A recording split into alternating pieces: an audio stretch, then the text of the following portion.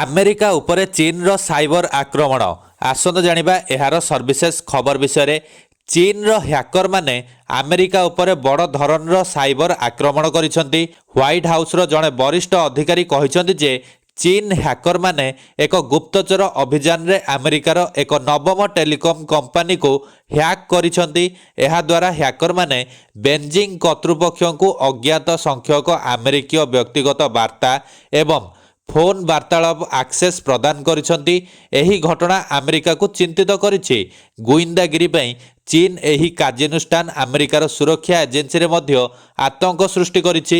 Biden ପ୍ରଶାସନର ଅଧିକାରୀମାନେ ଚଳିତ ମାସରେ କହିଛନ୍ତି ଯେ ଅତି କମ୍ରେ 8ଟି ଟେଲିକମ୍ କମ୍ପାନୀ ଏବଂ ଡଜନାର୍ଥ ଦେଶର ସଲ୍ଟ ଟାଇଫୁନ୍ ନାମକ ପରିଚିତ ଚୀନ ହ୍ୟାକିଂ ଆକ୍ରମଣ ଦ୍ୱାରା ପ୍ରଭାବିତ ହୋଇଛନ୍ତି।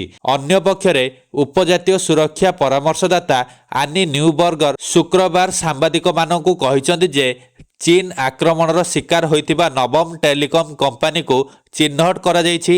ଗ୍ରାହକଙ୍କ କଲ୍ ରେକର୍ଡ ହାସଲ କରିବା ଏବଂ ସୀମିତ ସଂଖ୍ୟକ ବ୍ୟକ୍ତିଙ୍କର ବ୍ୟକ୍ତିଗତ ଯୋଗାଯୋଗକୁ ଆକ୍ସେସ୍ କରିବା ପାଇଁ ହ୍ୟାକରମାନେ ଟେଲିକମ୍ କମ୍ପାନୀଗୁଡ଼ିକର ନେଟୱାର୍କରେ ପ୍ରବେଶ କରିଥିଲେ।